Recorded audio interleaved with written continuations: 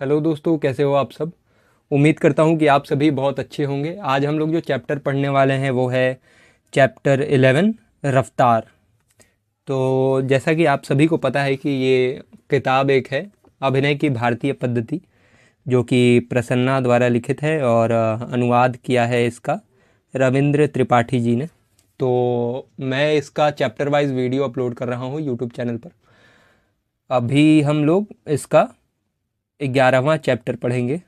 लगातार मैंने 10 video 10 chapter का अपलोड कर दिया है और ये 11वां चैप्टर आज कंप्लीट कर देंगे हम लोग। तो चलिए पढ़ना शुरू करते हैं।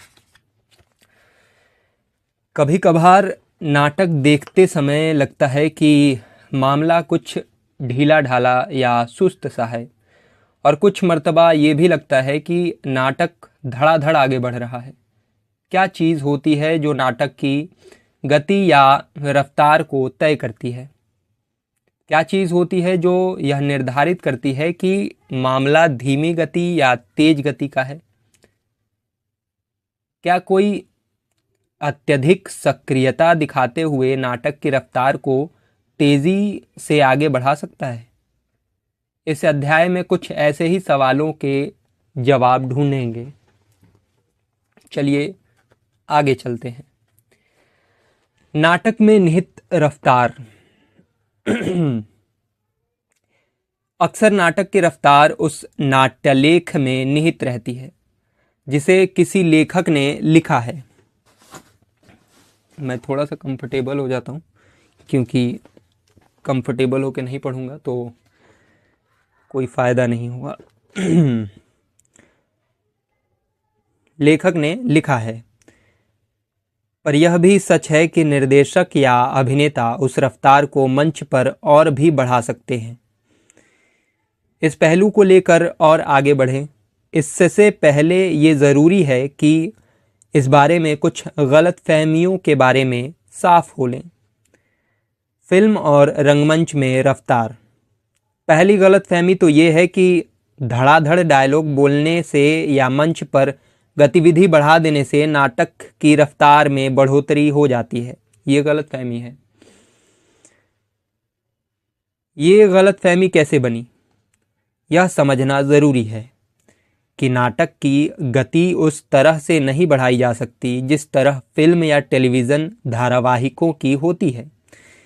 इसीलिए कि रंगमंच पर रफ्तार को सिनेमा और टेलीविज़न धारावाहिकों से अलग समझा जाना चाहिए। इसमें कुछ समानताएं भी हैं, लेकिन कुछ बुनियादी फ़र्क भी हैं। थिएटर या रंगमंच नाट्यलेखों पर आधारित होता है, फिल्म के साथ ऐसा नहीं। वस्तुतः फिल्म या सिनेमा शब्दहीन माध्यम के रूप में शुरू हुआ। हाँ, आज सिनेमा में शब्दों का प्रयोग होने लगा है, लेकिन ये याद रखना चाहिए कि सिनेमा में और भी कई अतिरिक्त सहयोगी तत्व होते हैं, जबकि थिएटर किसी लिखे गए नाटक को मंच पर लाकर संप्रेषित करता है। नाट्यलेख के आंतरिक सौंदर्य और बनावट को दर्शकों तक पहुंचाना थिएटर की आरंभिक प्रतिज्ञा होनी चाहिए। बड़बड़ाते हुए संवाद बोलना। कई अभिनेताओं को लगता है कि सिनेमा की तरह नाटक में भी एकदम तेजी या हड़बड़ाते हुए संवाद बोलना चाहिए, लेकिन यह ठीक नहीं है। पहला कारण तो यह है कि दर्शक के भीतर संवाद सुनने की खास क्षमता होती है, इसीलिए मंच पर बोले गए संवादों में स्पष्टता होनी चाहिए। दूसरे यह कि हालांकि मंच पर बोले गए संवाद लापरवाही भरे लगते हैं, पर वस्तुतः ऐसे होते नहीं हैं। नाटक के संवाद कई तरह की बहुत स्तरीयता लिए हुए होते हैं और उनके बीच अंतर संबंध होता है। रंगमंच के अभिनेता की जिम्मेदारी होती है कि वो इस बहुस्तरीयता को उद्घाटित करें और दर्शकों को सुनने के लिए ही कुछ आवाज़ें न निकालें, सुनाने के लिए ही कुछ आवाज़ें न निकालें। तीसरी वजह भी है, वह ये कि दर्शक नाटक के बारे में पहले से कुछ न जानता हो और आपकी तेज़ी से कई और आपकी तेजी से कही गई बात न समझे। सामान्य जीवन में लापरवाही से बोली गई बात भी समझ में आ जाती है, क्योंकि वो रोजमर्रा की या पारिवारिक जीवन के बारे में होती है। उदाहरण के लिए, कोई माँ अपने बच्चे की उस बात को भी समझ लेती है जो तुतलाहट के साथ बोली गई है, क्योंकि उसे उसकी आदत होती है। कई दफ़ा तो यह होता है कि माँ को यही लगता है कि बच्चा तोतली जुबान में ही कुछ कहे। इसी तरह कोई प्रेमी अपनी प्रेमिका की अटपटी ढंग से बोली गई बात को भी फट से समझ लेता है। बहुस्तरीय अर्थ। लेकिन वही प्रेमी अगर मंच पर किसी किरदार का अभिनय करेगा तो साफ साफ और स्पष्टता के साथ बोलेगा, क्योंकि उसकी बात दर्शक को भी समझ में आनी चाहिए। हो सकता है कि दर्शक पहली बार प्रेक्षागृह में आया हो और अपने साथियों के साथ बैठा हो। ऐसे में वह चाहेगा कि मंच पर हो रहे हर संवाद को समग्रता के साथ सुने और समझे, तभी उस संवाद के अर्थों को वह ग्रहण कर सकेगा। पेशेवर अभिनेता और वाचन। पुराने दौर के पेशेवर अभिनेता की संवाद अदायगी का तरीका अब फैशन में नहीं है। यह माना जाता है कि वह अतिरिक्त रूप से ऊंची आवाज में होता था और साथ ही धीमी भी। इसीलिए प्रचलन से बाहर भी पारसी रंगमंच में आखिरी दौर में डायलॉग ऊंचे स्वर में होते थे और पुरानापन लिए भी। पेशेवर नाटकों के आरंभिक दौर में अभिनेताओं की वाचन क्षमता बहुत साफ और संप्रेषणीयता लिए होती थी। वे मंच पर बहुत अच्छा गाते भी थे। लापरवाही तो बहाना है। अच्छे नाटकीय संवाद में शब्द और अर्थ दोनों समाहित होते हैं, मतलब शब्द की गूंज और उसका मतलब भी। इसमें गद्यात्मकता भी होती है और कविता भी। लापरवाही जैसा अंदाज भी होता है और सुविचारिता भी। अभिनेता को इन दोनों पहलुओं को साधना पड़ता है। आप किसी उपन्यास को या उसके किसी अध्याय को फिर से पढ़ सकते हैं, लेकिन नाटक के दृश्यों को उसी प्रस्तुति के दौरान दोबारा नहीं देख सकते। इसीलिए याद रखें कि आपकी गति या तेजी का सीधा संबंध साफ सुथरे ढंग से बोले गए संवाद से है। अच्छी रफ्तार असल में अच्छा इशारा है। नाटक करने के दौरान आपने क्यों शब्द सुना होगा। क्यों, जो कि दूसरा एक्टर देता है लास्ट का लाइन।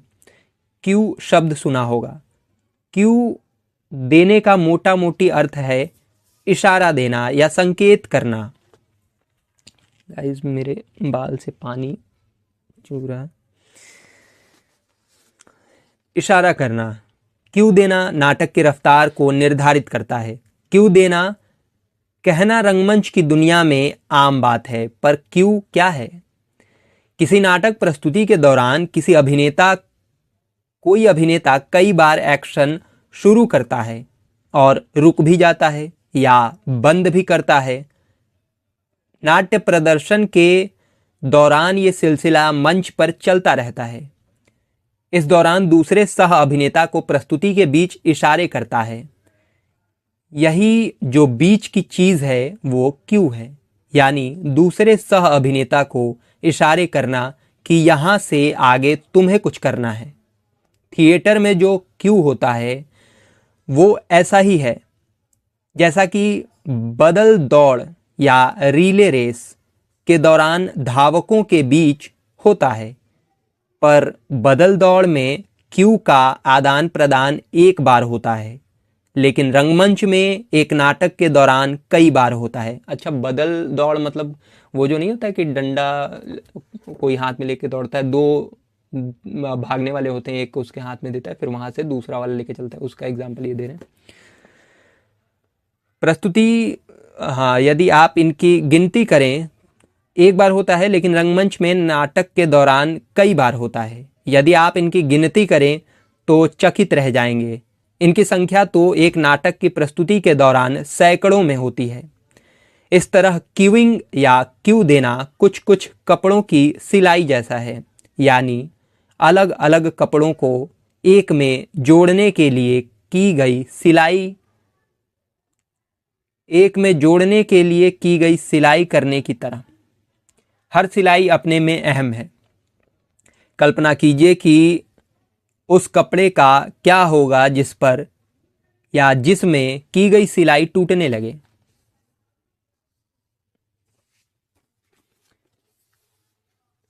अच्छा क्यू करना टीम भावना का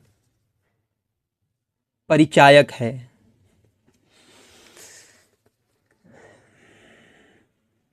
कोई भी अभिनेता किसी नाटक प्रस्तुति को सिर्फ अपने बूते पूरा नहीं कर सकता।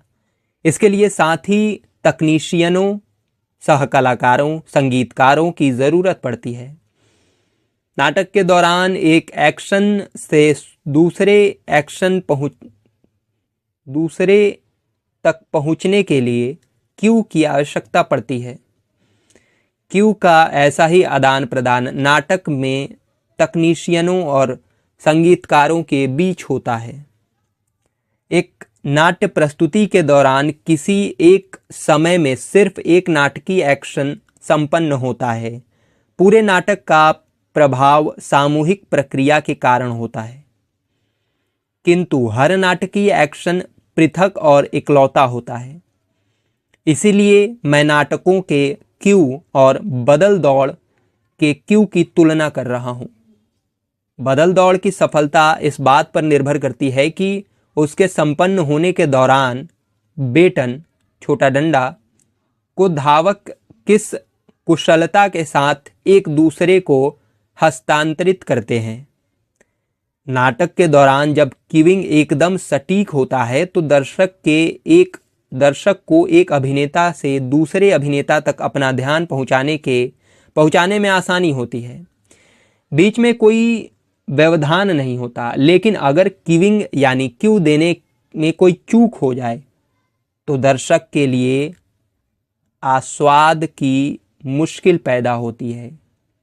क्यू देने लेने में सामूहिक चूक के कारण नाटक की रफ्तार को क्षति पहुंचती है। कैमरे की तरह होता है।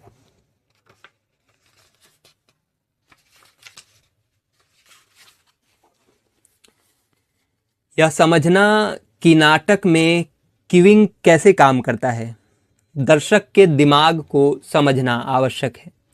हमारा दिमाग कैमरे की तरह काम करता है। नाटक होने के समय दर्शक पूरे मंच पर शायद ही ध्यान रख पाता है। जैसा कि कैमरे में अपर्चर का समायोजन होता है, वैसे ही दर्शक का ध्यान भी उस अभिनेता या अभिनेताओं पर केंद्रित या फोकस होता है जो उस क्षण अपनी भूमिका निभा रहा होता है, यानी नाटकीय एक्शन करने वाले अभिनेता पर। यह जो फोकस होता है वह उसी तरह काम करता है जैसे फोटो लेने के दौरान क्लोजअप शॉट। जब ज़रूरत हो तो इसे फैलाया भी जा सकता है और मिड शॉट या लॉन्ग शॉट में लिया जा सकता है। यह इस बात पर निर्भर करता है कि दृश्य कैसा है। कभी कभार नाटक के शुरू में, खासकर जब समूह मंच पर मौजूद होता है, तब लॉन्ग शॉट वाली निगाह की ज़रूरत पड़ती है। अगर सिनेमा की भाषा का इस्तेमाल किया जाए तो कह सकते हैं कि किसी नाटक का बड़ा हिस्सा क्लोजअप में होता है, उससे थोड़ा कम हिस्सा मिड शॉट में होता है और बाकी यानी छोटा सा हिस्सा लॉन्ग शॉट में। लेकिन यह तब तक होता है जब तक नाटक ठीक ठाक ढंग से हो रहा हो, अर्थात जब अभिनेता ठीक से अदाकारी कर रहे हों और क्यूइंग का काम सटीक तरीके से चल रहा हो। लेकिन जब नाटक लस्त पस्त तरीके से हो रहा हो तो दर्शक का ध्यान भटकने और इधर उधर जाने लगता है। नाट्य स्थल की सीमा के बाहर भी दर्शक को समझ नहीं आता कि वो अपना ध्यान कहाँ केंद्रित करे। यही वह बिंदु है जहां नाटक की रफ्तार कम हो जाती है। आवाज का क्यू और एक्शन का क्यू, दो तरीके के क्यू को ग्रहण किया जाता है। वे है आवाज और एक्शन। जो आवाज क्यू है वो संवाद या वाचन, क्लैप या खांसी आदि के सहारे संप्रेषित किया जाता है। जब ऐसा होता है तो दर्शक का ध्यान आवाज की तरफ जाता है, जिसे अभिनेता नाटकीय एक्शन के लिए ग्रहण करता है। जी हाँ, यह आवाज उस अभिनेता की ओर से होनी चाहिए जो नाटकीय एक्शन करने वाला है। आवाज क्यू, क्यू पाने का सबसे प्रचलित और लोकप्रिय तरीका है। एक्शन क्यू का तात्पर्य है जब आप अभिनय आरंभ करने वाले हों तब नाटकीय एक्शन शुरू करने के लिए आया हुआ क्यू। अभिनय का आशय यहाँ उस सब से है जिसमें भावना का प्रदर्शन, भूमिका अभिनय, घूमना या चलना, इशारेबाजी जैसे पहलू जुड़े होते हैं। आवाज क्यू में अभिनेता का फोकस सुनने पर होता है और एक्शन क्यू में कुछ करने के लिए क्यू देने की प्रतिक्रिया पर। यह दूसरा वाला यानी एक्शन क्यू तभी असरदार होता है जब क्यू देने वाला अभिनेता साफ साफ ढंग से ऐसा कर रहा हो, अर्थात आगे के जिस अभिनेता या अभिनेत्री को वो संबोधित कर रहा हो उसकी तरफ मुड़े, जिससे दर्शक को भी समझ में आ जाए कि आगे उसे किस अभिनेता पर ध्यान देना है। अन्यथा एक्शन क्यू समस्या भी पैदा कर सकता है। खराब क्यूइंग, अनुभवहीनता की वजह से कुछ अभिनेता क्यू का काम सपाट तरह से करते हैं, पर यह सही अर्थ में एक्शन क्यू नहीं है। वे करते क्या हैं कि क्यू जब आता है तो वे वाचन की स्थिति में जाने के पूर्व से ही अपने भावों को संप्रेषित करना शुरू कर देते हैं। ये वैसा ही है जैसे किसी गाड़ी का खराब स्टार्टर। ऐसे में न वे अभिनय कर रहे होते हैं, यानी किसी तरह का समर्थक एक्शन नहीं कर रहे होते हैं, और न ठीक से संवाद बोल रहे होते हैं। कह सकते हैं कि वो भावना के धरातल पर पहुंचकर कुछ बोलने की तैयारी कर रहे होते हैं। अगर यह तैयारी भी हो तो भी ये सब क्यू के उनके पास पहुंचने के कुछ सेकंड पहले संपन्न हो जाना चाहिए। नए अभिनेता अपनी भूमिकाओं में कुछ ज़्यादा ही निमग्न हो जाते हैं, फिर वे अत्यधिक उत्तेजित हो जाते हैं और अपने आसपास की दुनिया को भूल जाते हैं। यह आवश्यक है कि नाटक के दौरान अभिनेता दर्शक का ध्यान भी अपनी तरफ खींचे रखे और नाटकीय एक्शन का भी। कई बार ऐसा भी होता है कि अभिनेता क्यू देने में ढीला पड़ जाता है और इसी के चलते नाटक की गति धीमी पड़ जाती है। निर्देशक की भूमिका, अच्छी क्यूइंग एक बढ़िया तकनीक है। यहीं पर एक परिपक्व अभिनेता और एक अनुभवहीन अभिनेता का फर्क दिखता है। बेशक अच्छी क्यूइंग के लिए निर्देशक की बड़ी भूमिका होती है, इस अर्थ में कि यह निर्देशक की जिम्मेदारी है कि समय पर क्यू दिया जाए। फिर भी चूंकि ये अभिनेता का काम है कि वो क्यू को ग्रहण करे, इसीलिए अच्छा होगा कि वो इस तकनीक से पूरी तरह वाकिफ हो। अन्यथा निर्देशक को ये सब समझाने के लिए रिहर्सल को कई बार बीच में रोकना होगा, जिसके कारण दूसरी समस्याएं पैदा होती हैं और सबका ध्यान भंग होता है। विजड़ित होने की तकनीक। चूंकि नाटक के दौरान एक समय में सिर्फ एक नाटकीय एक्शन संभव है, इसीलिए यह आवश्यक है कि मंच पर मौजूद सभी अभिनेता हर वक्त अभिनय न करें। इस पक्ष पर जरा विशद रूप से चर्चा कर लें। परंपरा से चला आ रहा एक सिद्धांत वाक्य है जो इस तरह है: जब नाटकीय एक्शन न हो तो अभिनेताओं को अभिनय नहीं करना चाहिए, यानी सक्रिय नहीं दिखना चाहिए। इस सिद्धांत का पालन अधिकतर पेशेवर अभिनेता करते हैं, लेकिन अप्रशिक्षित अभिनेता अक्सर ऐसे में अभिनय करने की गलती कर देते हैं। सामान्य नियम यह है कि जब नाटकीय एक्शन किसी एक अभिनेता पर फोकस हो तो बाकी के अभिनेता उसके सहयोगी के रूप में रहेंगे और अभिनय के लिहाज से सक्रिय नहीं होंगे। इसके लिए विजड़ित होने की तकनीक का प्रयोग किया जाता है। ध्यान बंटने पर सारी गतिविधियां मंच पर विजड़ित कर दी जाती हैं। विजड़ित होने का तात्पर्य यह नहीं है कि आप मंच पर एकदम निष्क्रिय या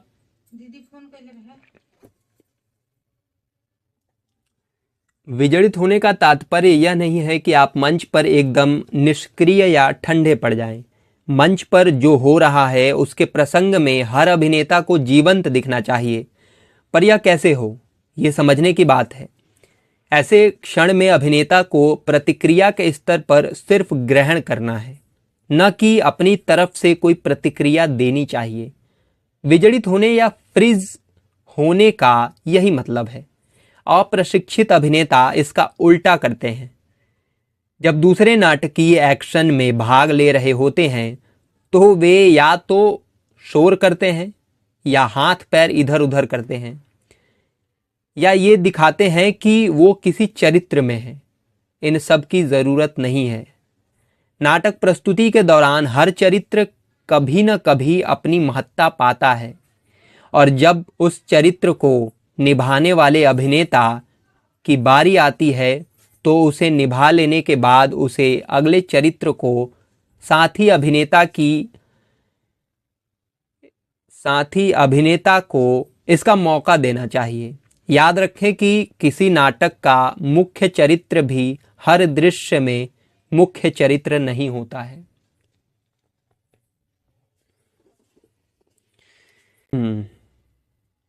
हड़बोंग नहीं होना चाहिए। विजड़ित होना आसान तकनीक है। इसका मतलब यह नहीं है कि अभिनेता अपनी भावनाओं का प्रदर्शन बिल्कुल न करे। सरल भाषा में कहें तो इसका मतलब यह है कि मंच पर अनावश्यक हल्ला गुल्ला या हड़बोंग ना हो। जब कोई अभिनेता विजड़ित होने की स्थिति से बाहर निकलता है तो हो सकता है कि वह दूसरी मन स्थिति में आ जाए। जी हाँ, ये संभव है। जब आप नाटक के दौरान क्रियाहीन होते हैं तब भी भावनात्मक स्तर पर रूपांतरित हो रहे होते हैं। विजड़ित होने का यही आशय है। सिर्फ समकालीन आधुनिक रंगमंच में ही नहीं इस तकनीक का प्रयोग नहीं होता है, ऐसा लोक नाटकों में भी होता है। हालांकि अनौपचारिक तरीके से, मिसाल के लिए यक्षगान को लीजिए, उसमें यदि एकाधिक चरित्र मंच पर होते हैं तो सिर्फ एक अपना किरदार निभा रहा होता है और शेष उसके साथ सहयोगी मुद्रा में या तो शांत चुपचाप रहते हैं। हाँ, जब आप नाटक में किसी युद्ध या लड़ाई का दृश्य हो तो सारे चरित्र एक साथ सक्रिय होते हैं। मतलब कह रहे हैं कि जब स्टेज पर अगर कोई एक अभिनेता अभिनय कर रहा है, उसका कोई डायलॉग चल रहा है, तो बाकी सारे अभिनेताओं को, जिनका वहाँ पे डायलॉग नहीं है, उनको केवल रिएक्शन को ग्रहण करना है। अपनी तरफ से कुछ तरंग नहीं फेंकना है या कुछ क्यू नहीं देना है या कुछ हड़बड़ी नहीं करना है ताकि दर्शक का ध्यान न बटे। कहीं इसका डायलॉग चल रहा है और ये इम्पॉर्टेंट है नाटक के स्तर पर, तो आप कुछ ऐसा कर दे कि दर्शक का ध्यान इधर से हट के इधर आ जाए। वो नहीं करना है। जब तक कि ऐसा नाटक में लिखा ना हो कि युद्ध का सीन है, युद्ध में ऐसा दिखाया जाता है कि पूरा हर तरफ मार काट चल रहा है, तब वो हो सकता है, लेकिन वैसे नहीं करना चाहिए आइडियली। इसमें यही लिखा है। समूह दृश्य। अब जरा यह समझने का प्रयास करें कि नाटक में समूह दृश्य क्या होता है। समूह दृश्य वो होता है जिसमें हल्ला गुल्ला वाले दृश्य जानबूझकर रचे जाते हैं अथवा कुछ खास किस्म के शोर शराबे होते हैं। जैसे किसी छोटे कस्बे के बाजार को लीजिए। इसमें आप अभिनेताओं को मंच पर फैल जाने को कहते हैं। उसको कहते हैं कि अलग अलग कार्य व्यापारों के हिस्सा बन जाए, यानी कुछ सब्जी बेचें, कुछ भीख मांगने का अभिनय करें, कोई पुलिस वाला बन जाए तो कोई टैक्स वसूलने वाला कर्मचारी, कुछ लफंगों की भूमिका में आ जाएं तो कुछ वैश्याओं की भूमिका में। ऐसे दृश्यों में हर नाटकीय एक्शन या हर संवाद एक दूसरे से जानबूझकर टकराता है। अभिनेता एक दूसरे के आमने सामने से निकलते हैं और नाटकीय व्यापारों में अस्त व्यस्तता होती है। दर्शकों से ये अपेक्षा की जाती है कि वो पूरे मंच यानी पूरे बाजार को देखें और किसी खास चरित्र तक सीमित न रह जाएं। सच पूछा जाए तो बाजार अपने में एक चरित्र होता है और सारे अभिनेता इसके अलग अलग पहलू होते हैं।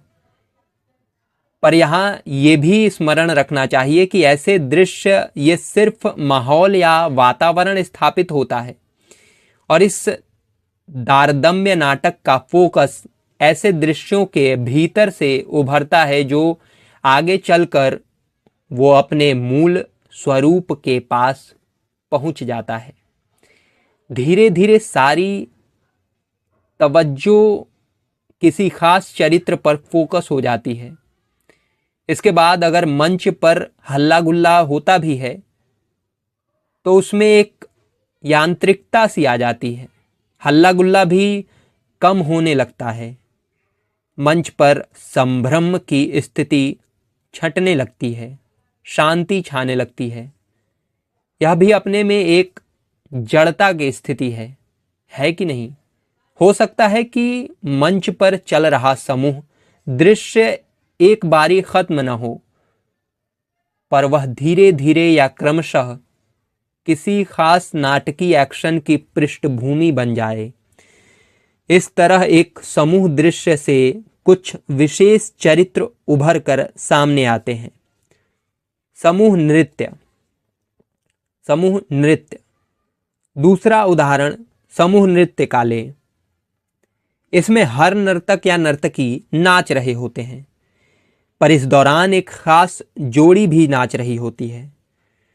जब ये जोड़ी आंसू बहाती है तो इस नृत्य मंडली के बाकी सदस्य भी आंसू बहाते हैं, या अगर ये जोड़ी नृत्य के दौरान आपसी प्यार का इजहार करने लगती है तो बाकी भी ऐसा ही करते हैं। और भी कुछ इसी शैली में होता रहता है। नृत्य के दौरान हर समूह नर्तक या नर्तकी का समूह व्यक्तिगत होता है, निजी नहीं। इस समूह नर्तक मंडली के सदस्य केंद्रीय नर्तक की भावाभिव्यक्तियों को गहरा करते हैं। ये अपने भीतर तो फ्रीज या जड़ता लिए होते हैं और बाहर बाहर से गतिशील होते हैं। इस तरह से इस सिद्धांत का पालन करते हैं कि मंच पर मौजूद सभी अभिनेता हर समय अभिनय नहीं करते। इसी सिद्धांत को ये नर्तक अपने अंदाज में रेखांकित करते हैं। रफ्तार की ओर लौटें।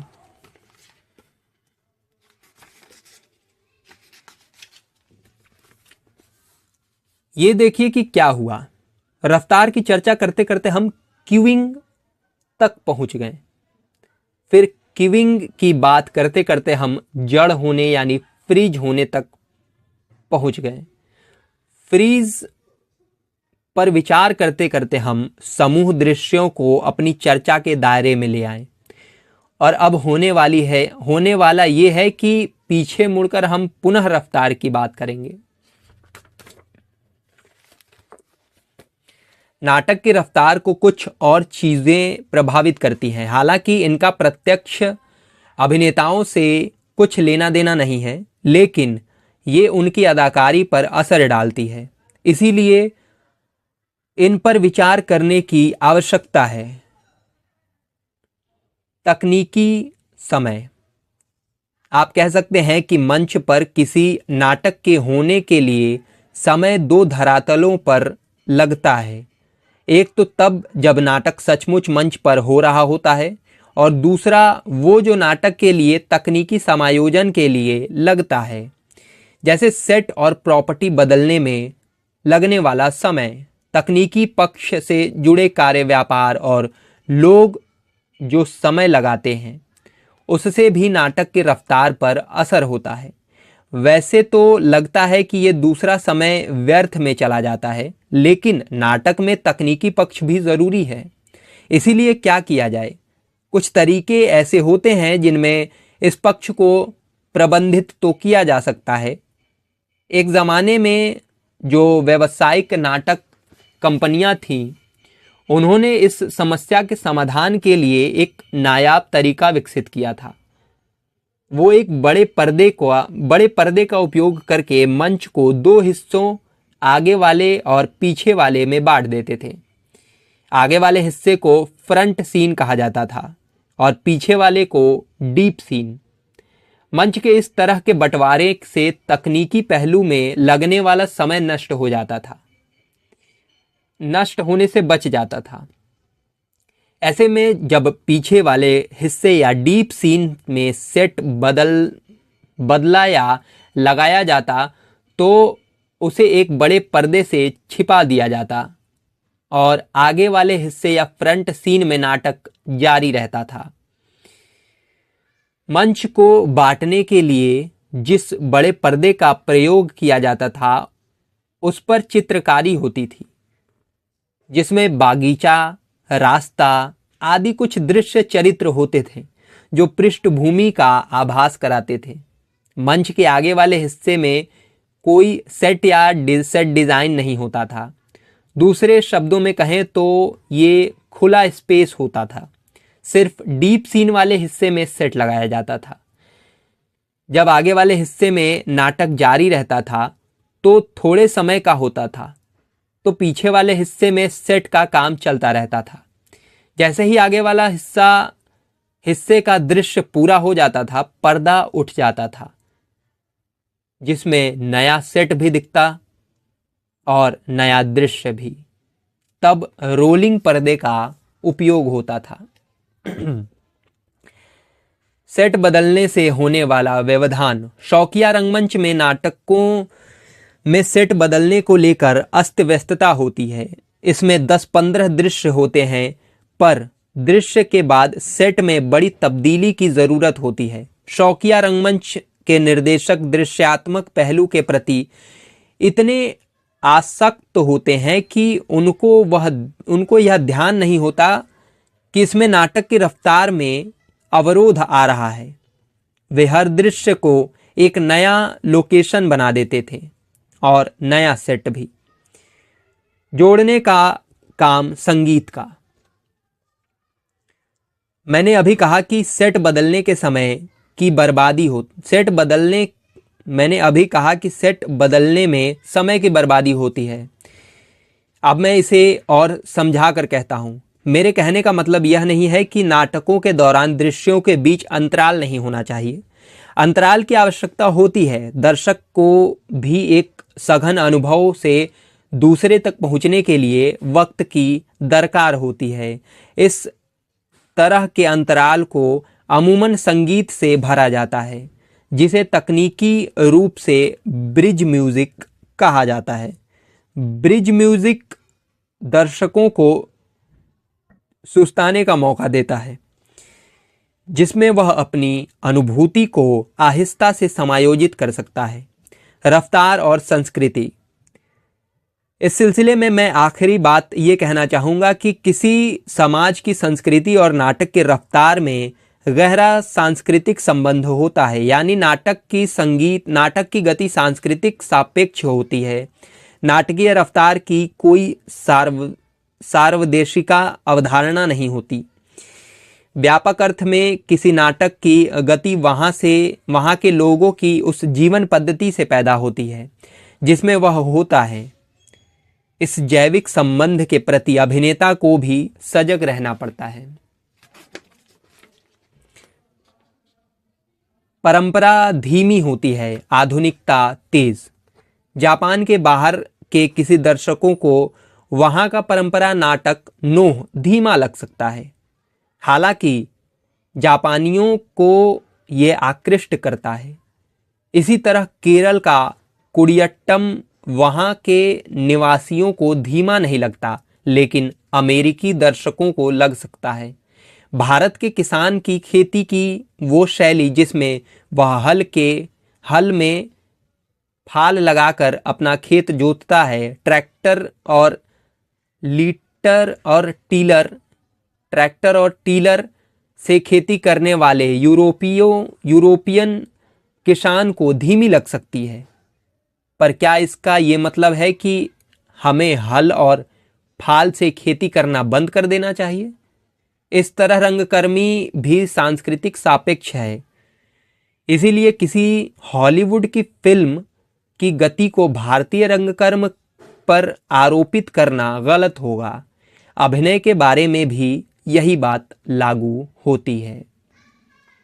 ओके, यहाँ पे चैप्टर 11 ख़त्म हो चुका है, जो कि था रफ्तार। अब हम चैप्टर 12 जो है वो कल पढ़ेंगे, कल अपलोड होगा वीडियो। इस वीडियो को यहीं पे बंद करते हैं। वीडियो आपको समझ में आ रहा होगा। जहाँ नहीं समझ में आ रहा है वहाँ आप कमेंट सेक्शन में कमेंट करके आप बता सकते हैं कि ये वाला पार्ट हमें नहीं समझ में आया।